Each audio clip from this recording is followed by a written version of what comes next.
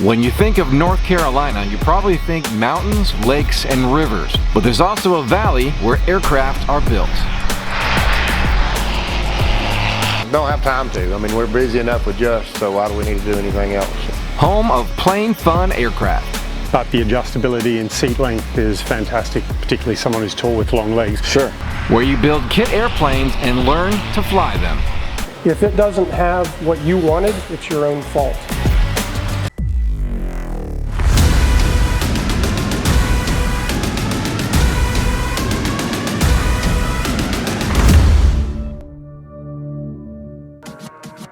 All right, so I'm out here in North Carolina, and when I'm in the area, I try to visit as many people as I can.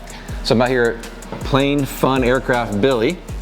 What we got going on here? You got builder assist all the time and other projects going on, but today we've got two projects in here.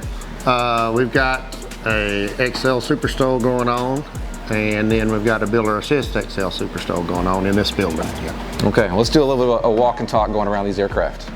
All right, let's start out with the red one. This is, as I pointed out earlier, this is not your typical red. This is a bit more of a darker, bloodier red than your Viper red here you got. Yeah, this is Matador red. Customer picked that color, and it's more, I don't know, he just likes that color, so I like it too. Is this a Super STOL here? This is Super STOL XL. It'll be getting a Titan. Hopefully we'll get it one day. Okay. A little bit of delay on Titan engines arriving? Yeah, hopefully they're telling us July, so if that's the truth, that'll be perfect timing. But okay, what is the difference between the typical Just and the XL? So there's 2 feet longer in the tail section here. This is, right here is where it is. Of course, it does have heavier longerons and things. It's not just 2 foot stuck in there, but the cargo area and all that's the same. Just 2 feet longer here, so we can put that heavier motor on it. Okay. And what do you got? I see you just put the panel on. We're just kind of getting started on the panel, getting our cutouts and things figured out, and so we can do our harness. He's going to do the 2 G3Xs and a G5 and one of them fancy transponder things. So I just got to get everything in position so that we can start figuring out harness stuff and all that kind of jazz. So you've been doing this for like 20 years now, I think, right? Almost 20 years? God, I guess so. And pretty much sticking with Just most of the time. You got some other projects here and there, but yeah, we don't do much else than Just. Don't have time to. I mean, we're busy enough with Just, so why do we need to do anything else? Yeah. So what are you seeing nowadays as far as what is the more popular option people are ordering for both airframe and engine package? We talked off camera for a minute about both ends of the spectrum. Right. So most people are either going with a Highlander with 100 horse, keeping it light, simple, and inexpensive as you can. Sure. And then, when you jump up to the Super STOL, watch out, shit'll fall off. You got to have horsepower. So there's just no way to do it cheap. So it's kind of like it's 916 or a Titan, right? And you're just in that deep when you go into a Super STOL, and then you're going to the XL. So it's kind of like the middle of the road is just not there too much anymore. Yeah. I just did a Highlander with a 914 because he's in Colorado. He's at 7,000 foot runway all the time, so he needed a turbo. So we went ahead and upgraded to the 914. But typically 100 horse on a Highlander is just amazing.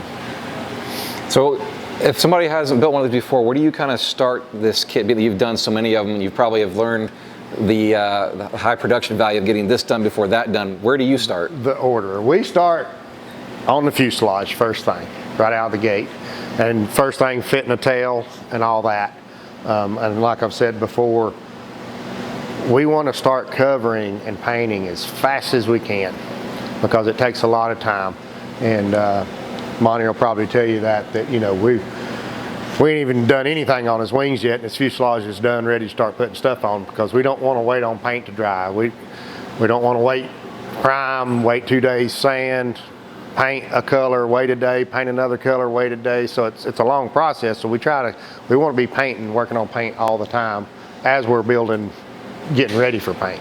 So. Okay. And then after that comes in, then you can start throwing things in it. Then we start throwing things at it. I want to get everything off the floor as fast as I can. So once we get it fitted, covered, painted, put it on, and just start rocking and rolling. Every piece we can pick up, just try to be able to put it on one time instead of 3 times. And that's a big time savings. And we do know the order to where we don't have to do that. Some things you have to fit and wait, but most of the time we fit, put it on, and be done.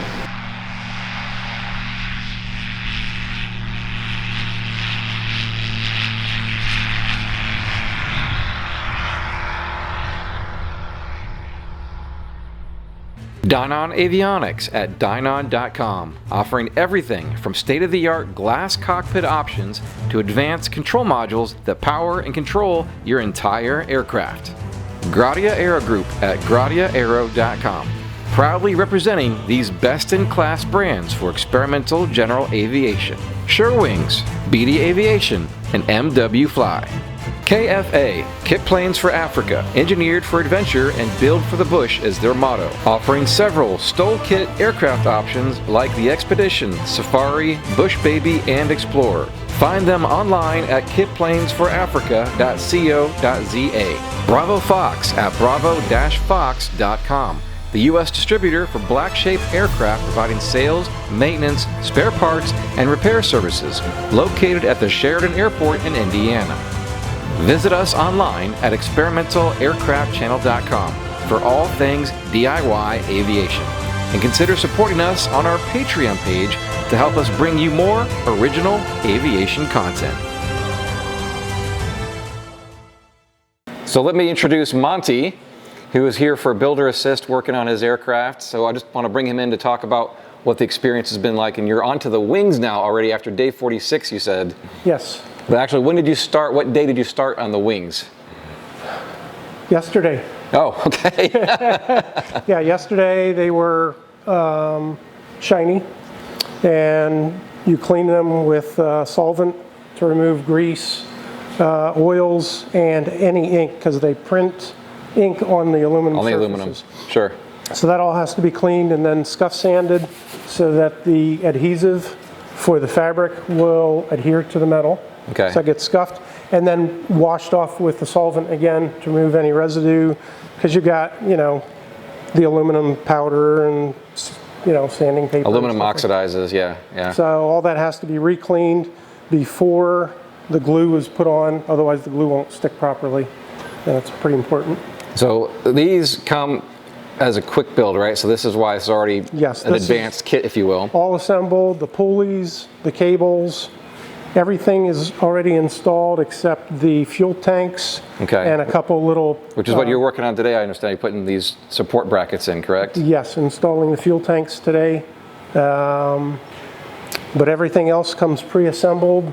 It's rather, you know, simple on my part. Okay. And I'm told it saves about 2 months build time, because these are pretty labor intensive. As you can see, there's a lot of moving parts, and there is a lot that goes into it. By ordering the quick build kit, you're saying saves about 2 months? Saves approximately 2 months on build time, yes. So the most experience you've gotten so far has been, I guess, in fabric and gluing and that kind of stuff.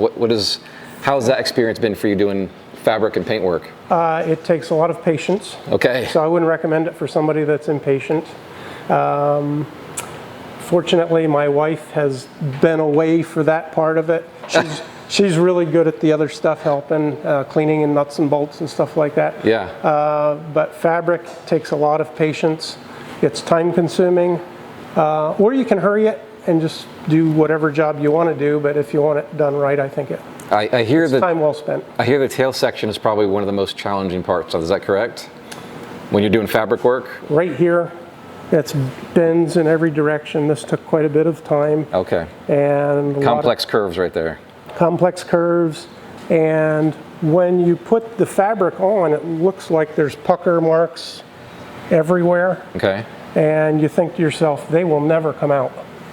But then when you start, if there's a wrinkle here, you start heating over there, and it'll start pulling the wrinkles out. Interesting. And amazingly, it all came out. Yeah, it turned out nice. I was pretty happy with So how you're it using turned just the typical fabric iron to heat that up? Yes. Okay. Yep. No blow torches? No heat guns, no anything like that. And it's what makes it nice is that it's digital, so you can get the exact heat that you want. You don't over shrink it at first.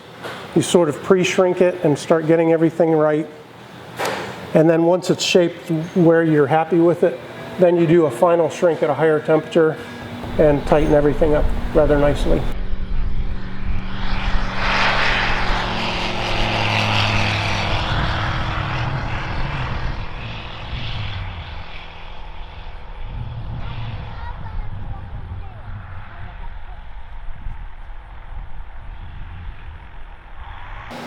So what is like the procedure, I guess, of getting the tail mounted, and then I assume you do the rigging before or after you get the fabric on? We do it first.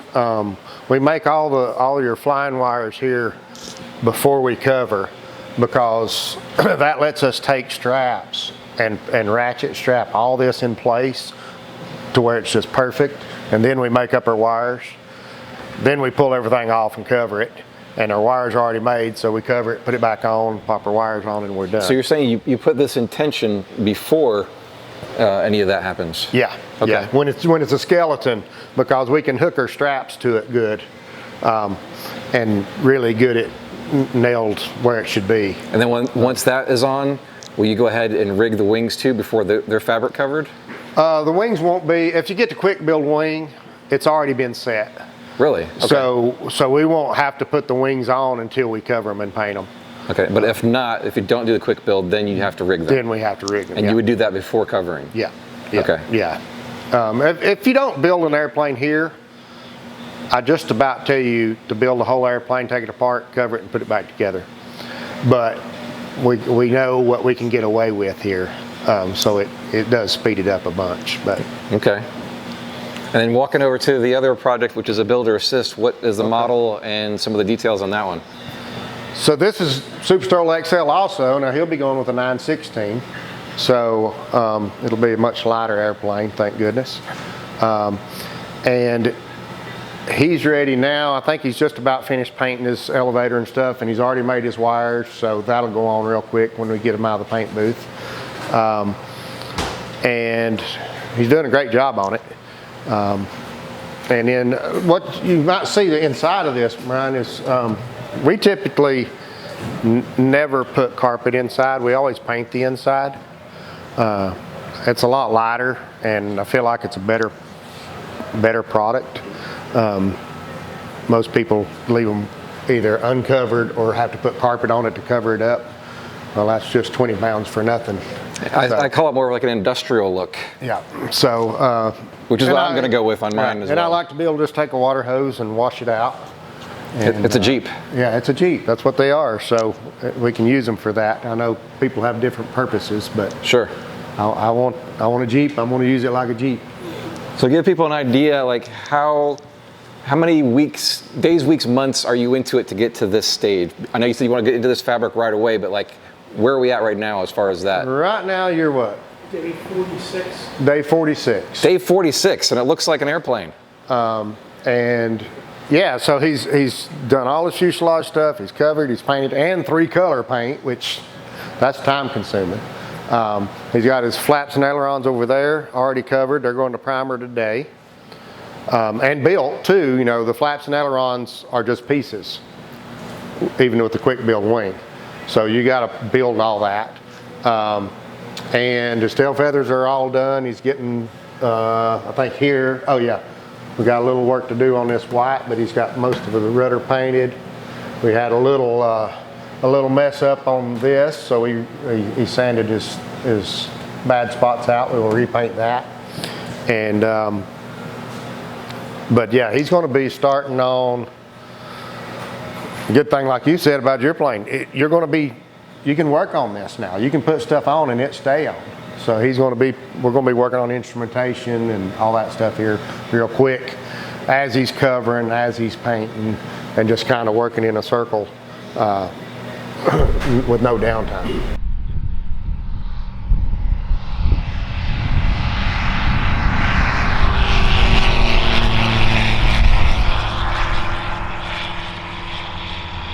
So do you kind of have a schedule and milestones set up for this process, or what's your master plan for getting this done? The only milestone I have is that I would like to have it up and flying and be proficient flying it by the time the fly-in arrives in October. Really? Yes, that's, I kind of would like to be able to start training in it in September.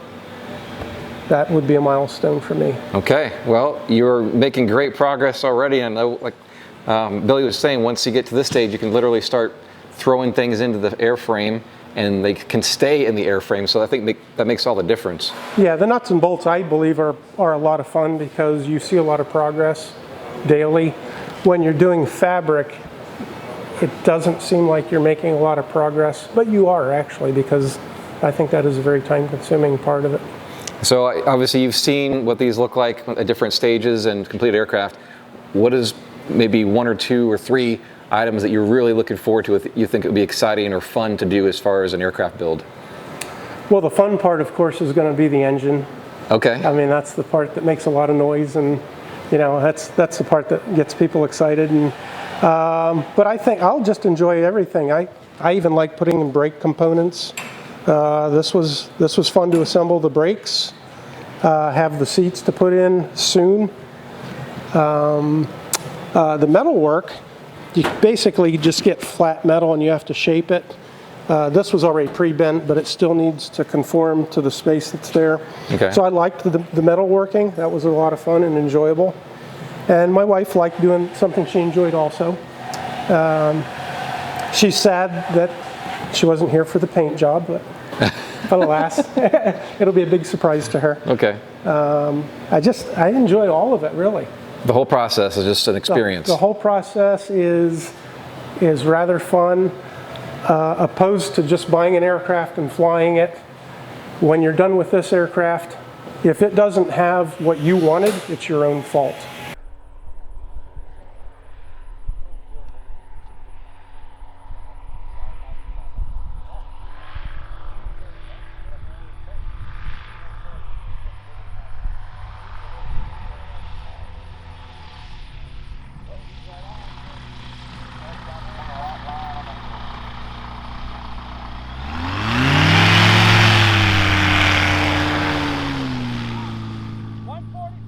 So enter in Scott, an Aussie that's come up here to do a build, and he's finished his aircraft and ready to, well, you've been flying it. So Scott, welcome to Plane Fun Aircraft. Thank you. Cheers, Brian. So we'll do a quick walk around his aircraft in just a second over by the lake. Beautiful build. You just finished. About how long did it take you to complete your project? It was a pretty quick build with Billy's assistance, around 7 months. 7 months. Yeah, yeah. I'm so jealous of these guys that are flying after like months, not years. Yeah, and we lined it up that way where I had the budget, and the idea was to compress the build time so that we could get it flying as soon as possible. Yeah. Sure. Well, let's give everybody a quick walk around of what you've done. Okay. All right, so Scott, kind of introduce yourself. Where are you coming from in Australia, and where are you now in the United States? Okay, so I started my career flying in Northern Australia, GA bush flying, was up in Papua New Guinea and East Timor for a few years as well. Ended up in Hong Kong flying in the airline business. I'd always wanted to own a small plane. My father, who's a pilot, has got a small tail dragger, but living in Hong Kong, never had the space to fly it out of. Now, for the last 3 years, I've been flying commercially in the US, and I live in Southwest Colorado near Durango. So we've got a hell of a lot of good territory out there, good bush flying, good community of pilots. And so I had a very specific idea in mind of what I wanted the aircraft to be able to do. And that definitely helped guide me into the build that I wanted. So you telling me where you live kind of just defined your mission right there. Pretty much. You're up at a higher, in fact, your field is what altitude? 7,600 feet. So on a hot summer day, you're going to see 10,000 DA easy. Absolutely. Which is why you chose which engine? So we've got the Rotax 914 UL. Yeah. And so 115 horsepower. We've got the full blade prop as well. So this was in conjunction with discussing with Billy. He was a big help because, as we all do, researched a lot of options on engines, props, airframes, tires, etc. for the mission, but then having the knowledge of a builder who's done innumerable aircraft before to guide you in the direction that works best. All right, Scott, so I've seen several Highlanders out there. You're one of the few that have such tall gear and tires, although they're out there. But why did you choose to modify the Highlander in such a way? So again, as per the mission, I've got Utah right next to me, and the Utah Backcountry Pilots Association do a great work advocating for keeping old strips open, BLM land mining strips, but some of those are pretty unimproved. And so to operate in there, I wanted the aircraft, obviously, that could first get in and out of those strips, but then the undercarriage, the tires were a big part of that factor. You have prairie dog holes, and you have bits and pieces of debris on the runway, and you do the inspection as best you can, but still often it's when you're on the ground that you really know the condition of the strip. So with the larger tires, that took out a lot of the factor of concern once you're on the ground, if you get any obstructions, obviously within reason, but the 29 Alaskan bush wheels should be able to handle anything where I'm going to operate, and that's pretty much the western mountain states like Idaho, Utah, Colorado, these areas. How tall are you, by the way? 6'3". Okay, Yeah. a little taller than me. But you still fit this airplane. You want to show how to get into this pickup truck on an airplane? Absolutely. And that was one of the reasons also going with the Highlander. I had a few different types to consider, but the adjustability and seat length is fantastic, particularly someone who's tall with long legs. Sure. So it's pretty straightforward. The bigger tires pitch it up, but they can also help.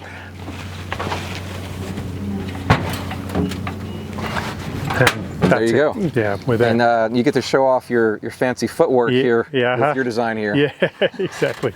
Now, we talked off camera for a second. Does that actually help in your landing configuration to be able to see through that, or is that more for like taxiing? It's more for taxiing, although what I'm finding is, and at this strip it's not such an issue. It's a nice, easy approach with a wide strip, good visibility. But there will be places, I'm certain, where being able to have the visibility through the footwell panels will make a difference for sure. Just gauging features on the ground when you're coming into approach, for example. Yeah. Sure. Well, meanwhile, make sure you clean off everything at the bottom of your feet when you taxi up to the airport. Yeah. So while you're in there, why don't you explain to what you chose for your panel here? Okay, so we got the Dynon Skyview HDX. Obviously, there's a number of options in the market that you can go with. I knew I wanted an electronic panel. I've flown GA aircraft with the traditional six-pack. They're great. There were just a few features that I wanted that the Dynon delivers, which has been pretty helpful. I like the simplicity. What we've been able to do with the one unit is to make the dash quite minimalistic so that it tapers down at the sides, which gives better forward visibility, which obviously with the bigger main gear pitches you up. So anything we can do to improve the visibility was a win. And also, didn't need the expensive 2 units. There's good reliability, the backup battery, etc. So I'm very happy with this setup.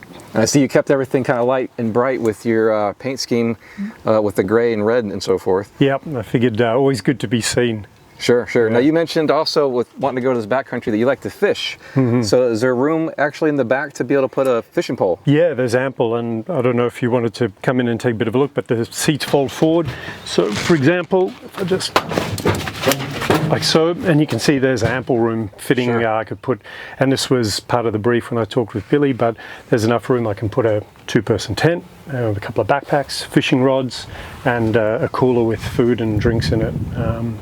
And because it's fairly light for a Highlander in this configuration, it's 759 pounds. It's very light. Yeah, so that gives you a lot of margin to carry the equipment you want to take into the backcountry too. Sure. All right, Scott, stepping back to the outside of your aircraft here, beautiful prop. Why did you choose it? Again, in discussion with Billy, we were originally, I was looking at the 3-blade prop, going with the Duke 4-blade.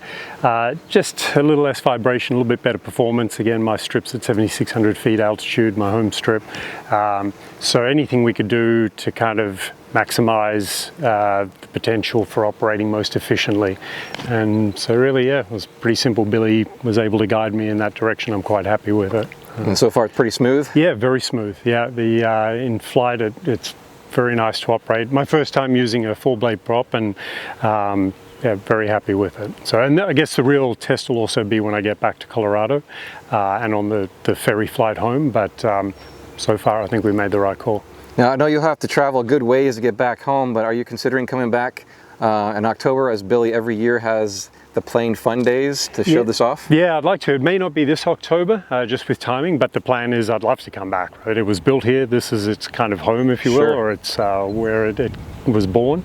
And I'd like to get back here. I've already met a few of the guys that operate out here in their Highlanders Super STOLs. It's a pretty good community. So to be able to bring this back once a year, it'd be a lot of fun.